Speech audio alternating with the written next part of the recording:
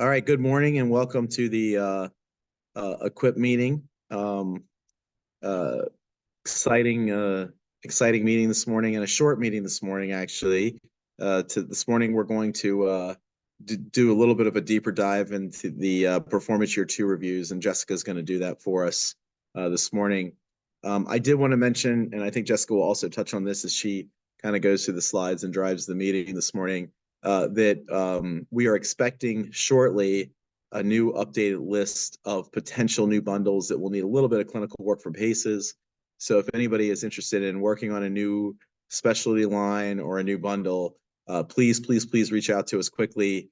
We're hoping to get a pretty good idea by the end of the year of what we're going to be adding. And I think that's one of the most exciting things about EQIP is the fact that we can develop new bundles and chronic conditions that we can manage. So let's make sure we take advantage of that. The one thing it is important to understand on the timeline on that, and again, Jessica will talk about this a little more later, is that because we do have to go to CMMI and have them kind of bless that, we do have a little bit of a deadline. Well, we have a kind of a real deadline, actually. I guess it's more than a little bit of a deadline, right? But we do have a deadline, so we really would like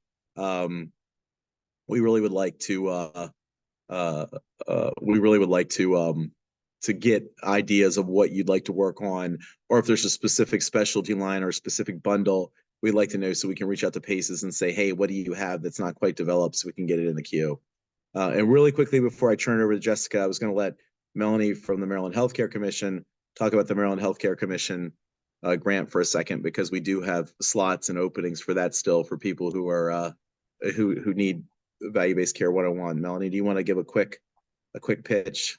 Yeah, thank you so much, Jean. You know, we have been working with MedChi for the last 3 years on this program. We have 72 practices that have already completed it, and we get really great feedback from people who have done it. So, you know, if you have a practice that you think could use some help to be successful in models like this one, you know, there's no pre-qualifications or anything.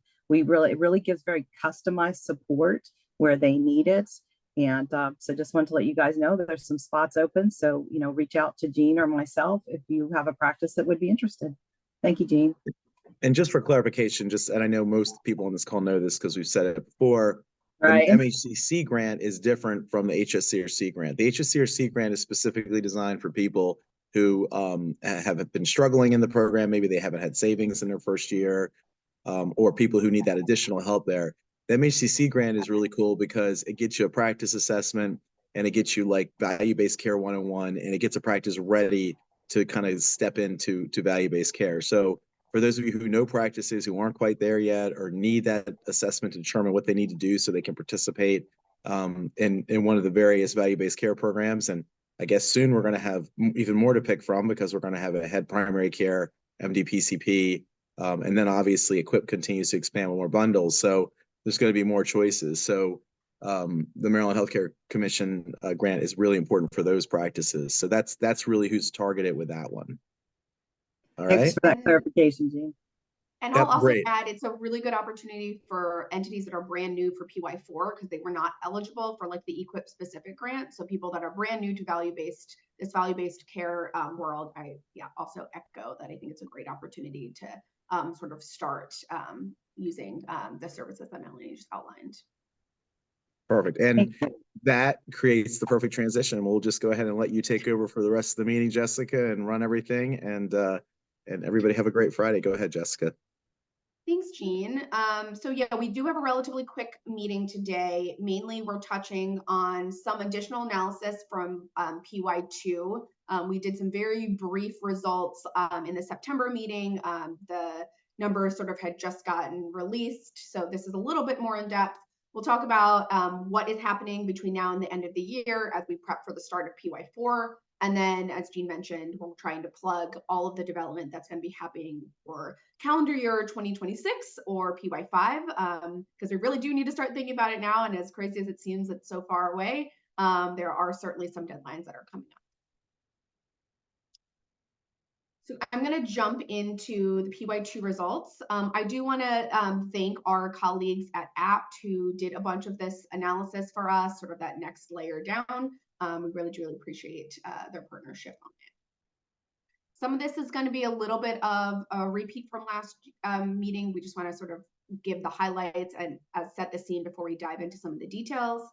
So just as a reminder, especially since this is largely focused on comparing differences between PY1 and PY2, we did see probably the largest growth in episodes in that 1 to 2 year growth, specifically in the 5 different specialties that you see here: allergy, dermatology, emergency department, ophthalmology, and neurology. And just to note, the emergency department had 14 or 15 new episodes just in that category. So as we see some volume changes and things like that, really we're seeing some of that driven by the expansion in the types of specialties and the number of episodes available. So we did have 18 new entities in PY2 with a total of 60 plus. And again, that is an increase from PY1 where there was just about 50 entities. Top line savings. So looking at just the positive savings only, there was an 81% increase from PY1 to PY2. So in PY2, there was 36.7 million. This is again, just all of those entities with positive savings compared to 20.2 million in PY1. What that looks like from a distribution standpoint is about 23 million will be distributed in PY2. That's compared to 13 in PY1. So again, a jump as expected. I would say the one added difference in PY2 is that we also have incorporated the policy of the dis savings offset. So you might not see that exact same percentage of distribution in PY2 versus PY1 because of the offset. And as a reminder, entities that had negative savings in PY1 but had savings and earned a check in PY2 are required to offset those negative savings from the first year. So again, that's why we're seeing the difference there. And then finally, we see that the numbers nearly doubled in total volume. We had 78,000 plus episodes in PY2 compared to about 37, almost 38,000 in PY1. So let's look at these at the specialty level. Again, we're kind of, our team or the app team nicely sliced and diced this in a couple different ways. So I'll look at the columns from left to right. So the number of EQIP clinical categories, this is looking at the entities participating in those different categories. So some of this is skewed because of the availability. So for example, in cardiology, we know that there's 3 cardiology episodes that were available in year 1 and year 2. But every cardiology entity did not necessarily participate in all 3. So that's where we're sort of seeing some of the differences in them. You can see that orthopedics saw a large jump, and this was both because new ortho episodes were added. So existing entities added additional episodes to do, as well as we saw a growth in ortho entities participating. In the next column, you can see the average size of the entities or the care partners within those specialties that they're participating in. I wouldn't say anything jumps off the bat as we look for the specialties that continued in year 1 to year 2, but obviously huge growth in those that were not available. And then the volume as well. Most of it, again, is pretty standard across the years. We did see the GI volume just go down slightly. Again, this is average across them. And this could just mean that we had a growth in maybe some smaller entities that were participating that was likely the driver back there. Number exceeding target price. So this is a little funny wording, but it's a little standard of how we sometimes look at the programs. In this case, exceeding target price actually means that there weren't savings. So for this instance, we want to just point out that the entities to exceed the target price are the entities that actually had a total cost above the aggregate target price. They were not eligible for savings. So if you want to almost look at the lower the number, the better in this circumstance. So if I look at this top line for orthopedics in PY1, of the 75 entities and episodes that were participating, 26 did not or exceeded the target price, whereas the remainder of them fell below that or showed savings. And you can relate that again to PY2. And then that's, again, how it is in a percentage aspect on the last column. So 35% of the participants exceeded the target price, 65% were below the target price or showed savings. That does not necessarily mean they met MSR, so it doesn't always translate to an exact dollar amount, but they did show at least some savings. knowing that there needs to be at least 3% to be eligible in aggregate. Again, you can kind of see that across the board over here. Another way to categorize this is the. You have a question in the chat, Jessica. It looks like related to the prior slide. Oh, sorry. Is column 2 saying the average number of care partners in a single cardiology entity is 117 for PY2?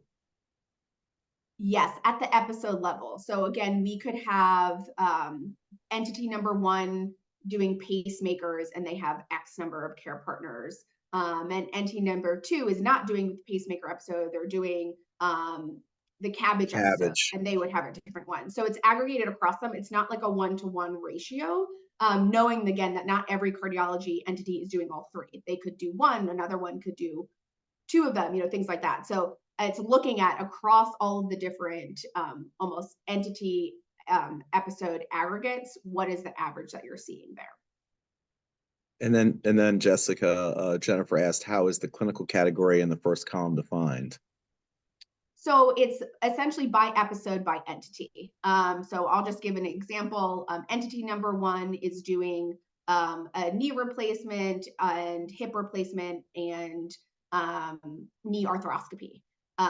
Each of those would be counted as 1. So you're seeing 3 total, whereas entity 2 is doing just knee arthroscopy. So they would have 1. So again, it's not a 1-to-1. We're not saying there's 75 unique entities that are doing orthopedics. What we're saying is that there are 75 orthopedic episodes that are happening in PY1, split across however many entities that are doing it. Hopefully that makes sense. And the fact that the percent exceeding target price went down for the episodes that were both available in year 1 and year 2 is a good sign. It means that the clinicians are making changes and adjusting and doing better, or maybe some of them are saying we can't be successful, we're not doing it anymore. But but still, that's good. That's a positive. I agree. Yeah. And we did see similar trends in that, which is good. Okay. So I'm glad we're clarifying those columns because we are using some of the same column names in the next slide. So please let me know if I need to explain it in a different way. But one of the other things we really wanted to look at was the episode sort of type or categorization. Procedure, acute, and chronic. We didn't have any chronic episodes available in PY1, and we really were heavy in the procedure episodes in PY1. So you can see most of the growth as we look in that first column from year 1 to year 2 is in the acute and chronic episodes. Again, they could be split across a bunch of the different specialties that we saw on the slide previously.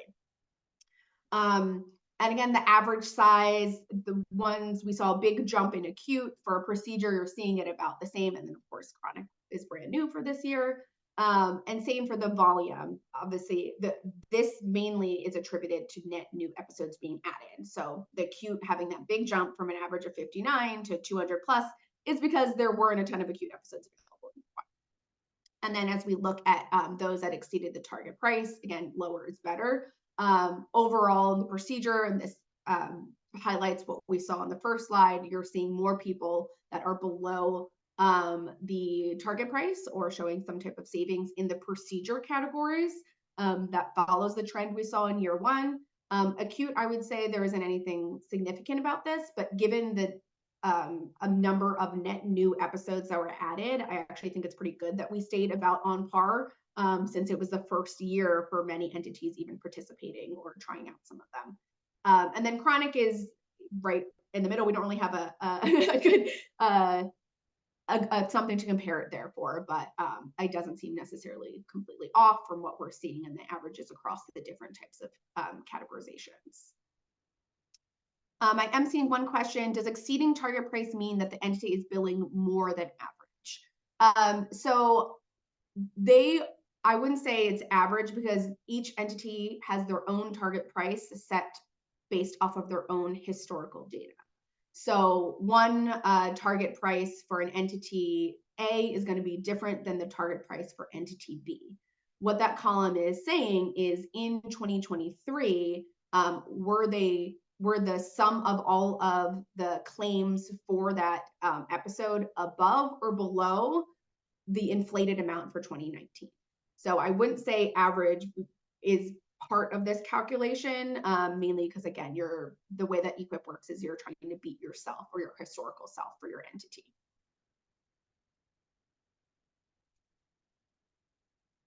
Okay.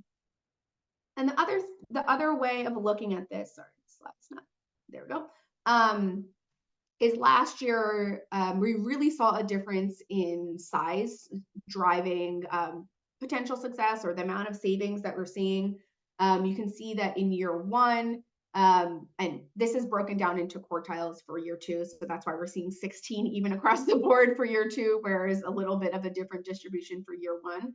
But I'm going to skip to that far right column. If you look at the average savings in PY1, as those numbers go up, we saw a pretty significant sort of trend of once you started to get more and more care partners, there was more success in the program. We're not seeing that quite for year two. It's a little bit more scattered. We think this was primarily driven by the number of episodes and the different types of episodes that are available. So there could be some additional information there of once we break it down, does that entity size have any type of relationship to success in some of these subcategories, either by episode type, specialty type, or sort of some combination of both. So you can kind of see that. Why does really small do really well too, Jessica? Is there any theory on that? It looks like really small. In year one, we thought it was just a lot of just fluctuation. I almost wish I put the slide in for year one, but we saw sort of people do really well, some people do poorly. It really was. So it was okay, gotcha. That makes sense. And I think that's sort of what we think for year two too. There's some small practices that did super well.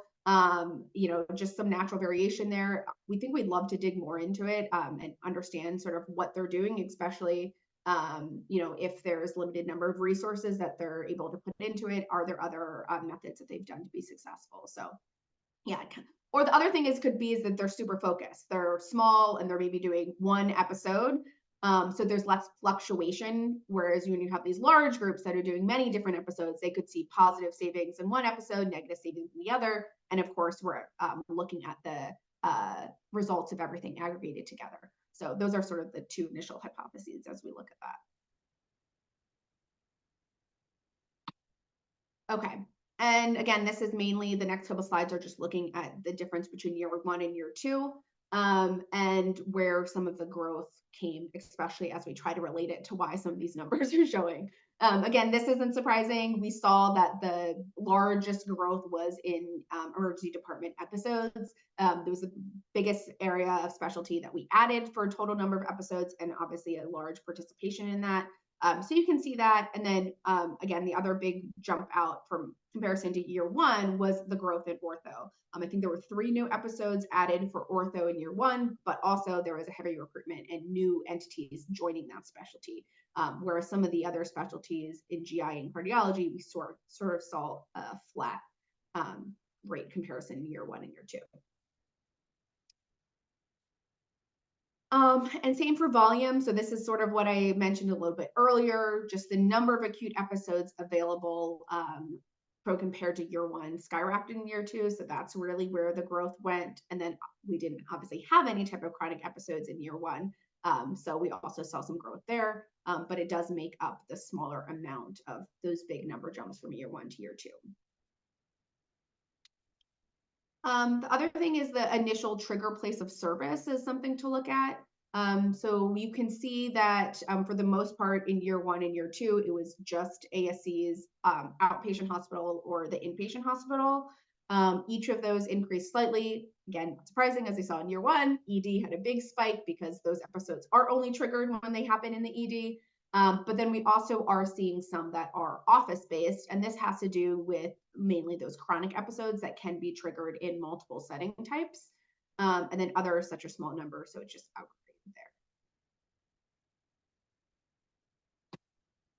there. This is the number of clinical episode categories across the group.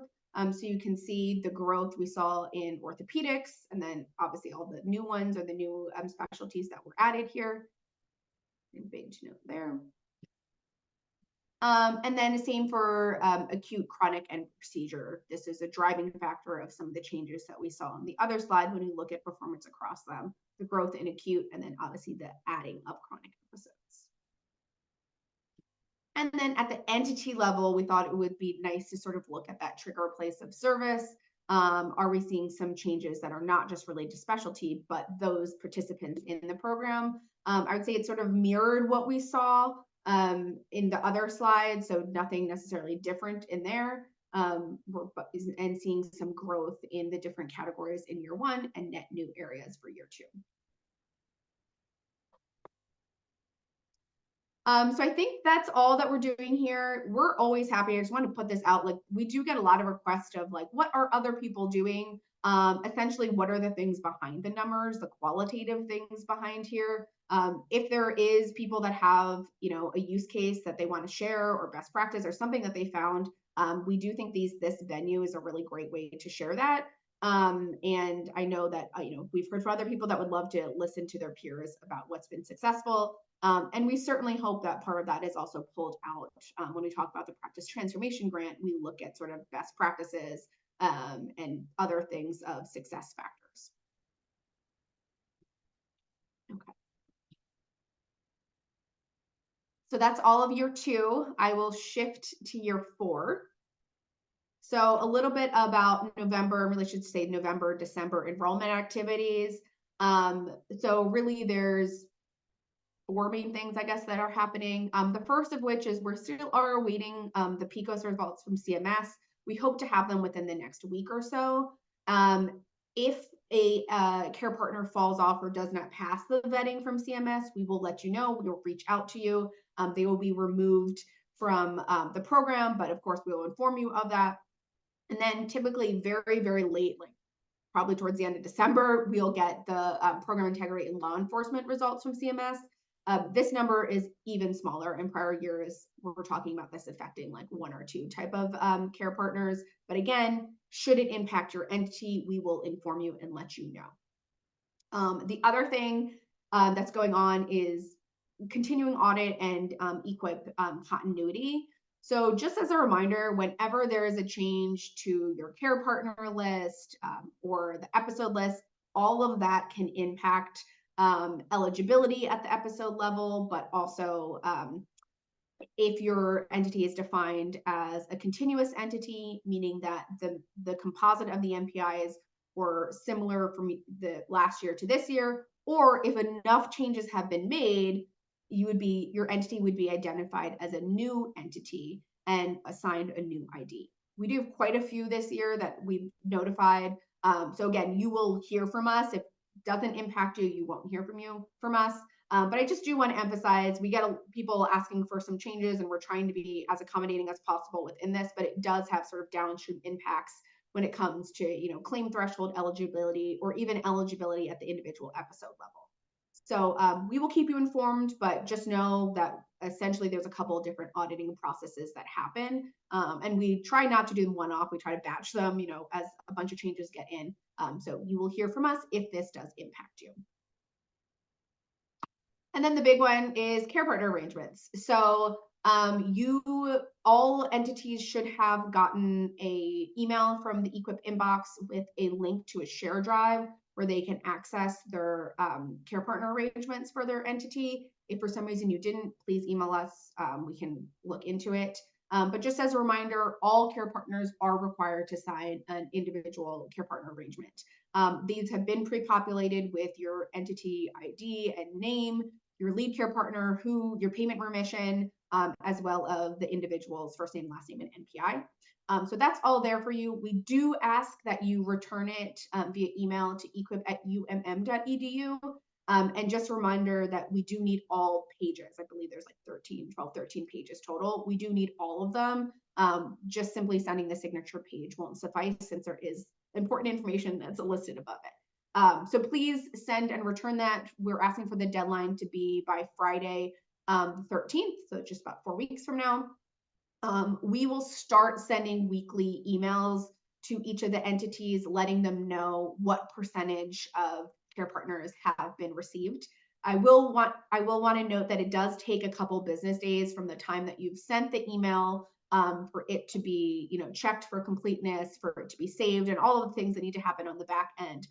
So sometimes that percentage can be alarming, or it's different than what you expect. I would say check back in another day, or just email us and we can look into it. This is especially the case as we get closer and closer to the deadline and we start getting hundreds and hundreds of those care partner arrangements all at once.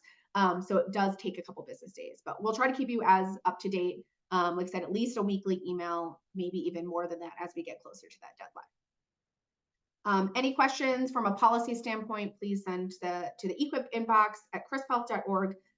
That umm.edu inbox is strictly for the care partner arrangements. Okay, and I just wanted to give an update about the grant. We are very, very close to doing final grant selection, both from the entity's perspective as well as the vendor side. We hope to communicate that out by the end of this month. I do want to note that entities that applied but were not eligible did receive communication about that this week. So again, if you didn't receive that, that means you did at the very minimum meet eligibility criteria, and we'll let you know sort of the next steps. We are moving forward with a vendor, a preferred vendor list, meaning that a couple vendors will be selected. They will present to the grant awardees or the entities that won the grant, and those entities can select which vendor they feel like best fits with them and move forward working with them. Chris will contract directly with those vendors and help facilitate this to make it easy so there isn't an additional contract burden on the entities. But there were some great applications from the vendors, and we thought it would be good to have multiple options given that there might be a different fit for either different specialties or things like that. So please keep on the lookout for that. We'll be communicating it very shortly. We're just sort of finalizing some things as we figure out next steps. And finally, we are moving to PY5. Again, that's calendar year 2026. But we are already in the thick of it as it comes to episode development. So just as a reminder, we really are looking at the PACEs. I mean, one of the big reasons for transitioning from Prometheus to PACEs is to leverage their 1,000+ episodes. This slide does have 100 or so vetted episodes that are already available, quote unquote, off the shelf to use. It actually will be updated with probably more, and we'll send that list out. And then there's an additionally some PACEs roadmap, or essentially what episodes are already in the queue to be completed.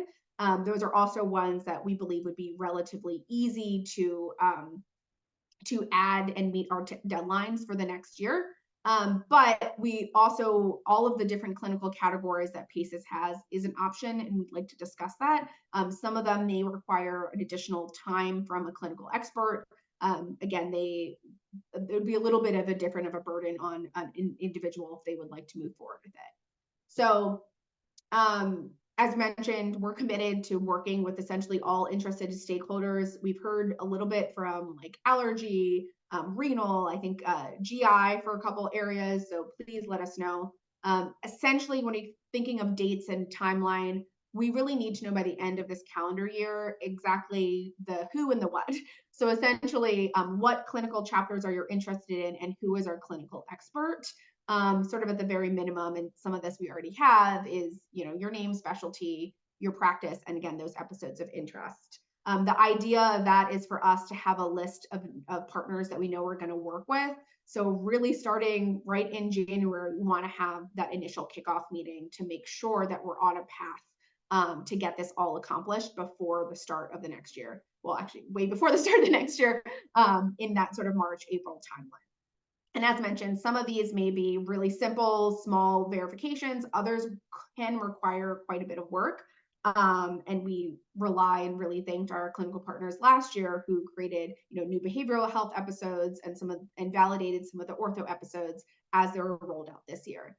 So please, Jean's obviously a great contact, MedChi, as well as Chris. Let us know. We're starting to get a list together. And then again, we really want to make sure we know who we're working with and get them connected with the PACEs team in early January to start that off. And that's actually all I have for today. Check if there's any additional questions.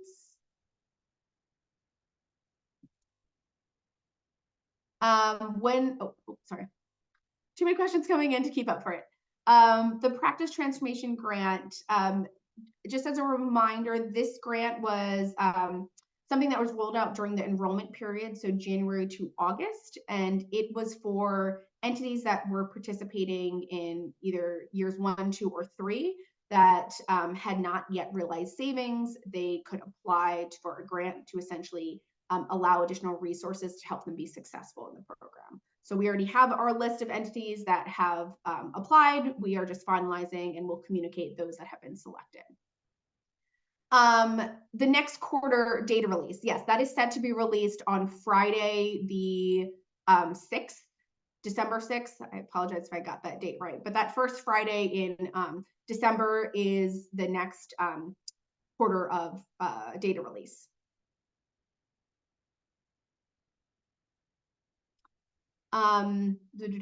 Okay, we're talking about the entities that met that continuity policy. There's a question of if there's new contracts.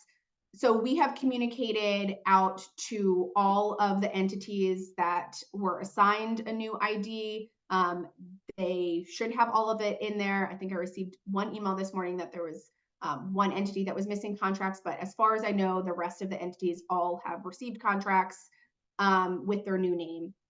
And then we also have communicated that our preference is obviously to sign the new contracts, and we did let people know to pause before that, so that they have the accurate entity ID. If that is not the case, we can work with them one-on-one to see if there's any other options.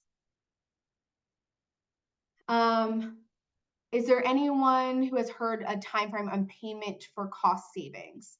So I am assuming that you guys are asking about PY2 savings. We are hoping that that will go out by the end of this calendar year. There has been some finalization of that.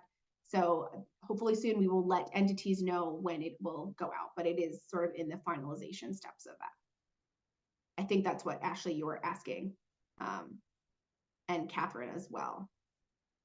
Let me know if that was a different question. Yes, okay.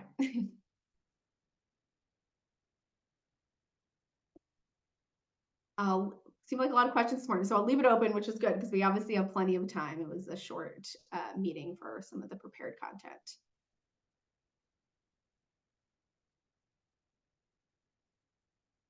Okay.